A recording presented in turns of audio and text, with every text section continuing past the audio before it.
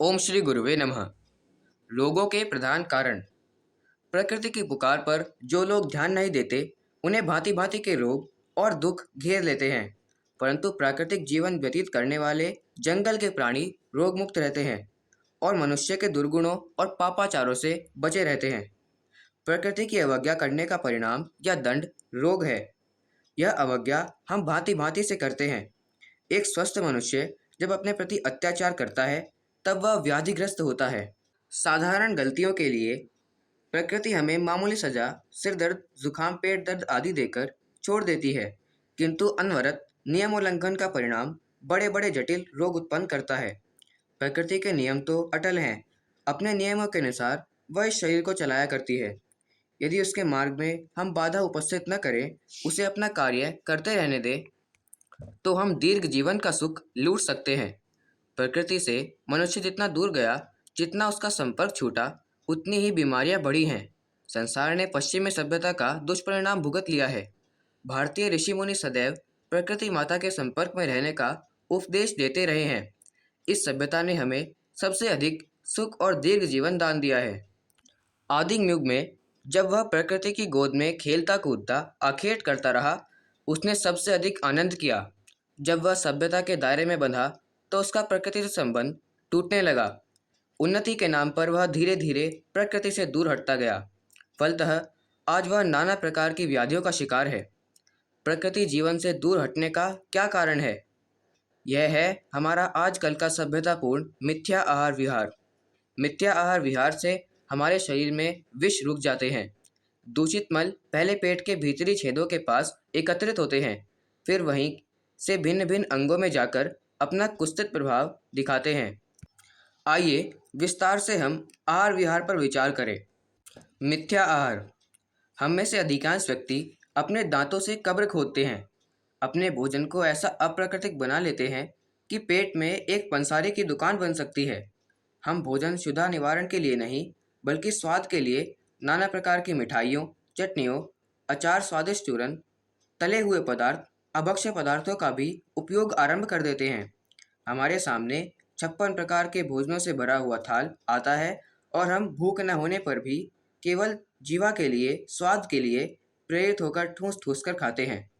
बनावटी रसों तथा स्वादों के प्रयोग सभ्य जगत में चल रहे हैं। इनके मोह में पड़कर मनुष्य प्राकृतिक रसों तथा स्वाद को विस्मृत करता जा रहा है। बड़े शहरों में हलवाइयों, मिठाई वालों, अचार मुरब्बे वालों ने नए नए मिश्रणों से भिन्न भिन्न वस्तुएं तैयार की हैं। चाय, बीड़ी, सिगरेट, तंबाकू आदि आदि कारखाने और सजी हुई दुकानों बृहत संख्या में दृष्टिगोचर होती हैं।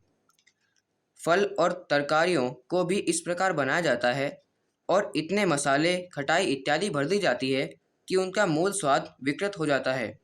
खाते समय यह ज्ञात ही नहीं होता कि कौन सी सब्जी हम खा रहे हैं।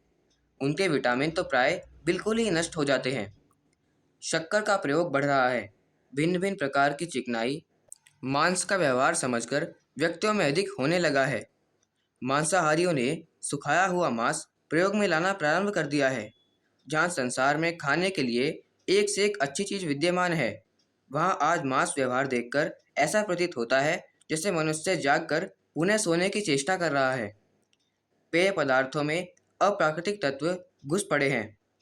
स्वच्छ निर्मल जल को छोड़कर हम सोडा, लेमन, चाय, कॉफी, भांति भांति के शरबत, चटनी इत्यादि का उपयोग कर रहे हैं।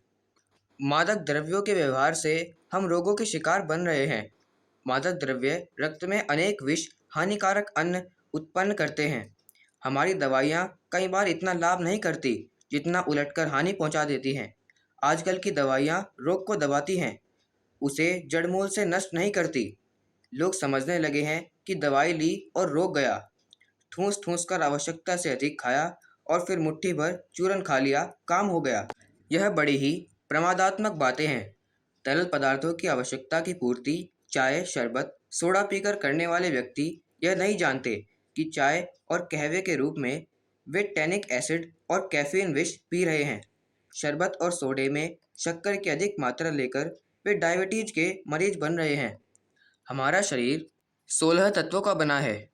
हम में कैल्शियम, लोहा, पोटेशियम एवं फास्फोरस इत्यादि लवण भी हैं। ये सभी लवण भोजन द्वारा शरीर को हमेशा प्राप्त होते रहने चाहिए। वास्तव में लवण तरकारियों और फलों में जो जो विटामिन की खाद्य हैं पर्याप्त मात्रा में विद्यमान है, किंतु हम इन्हें बहुत पकाकर नष्ट कर देते हैं।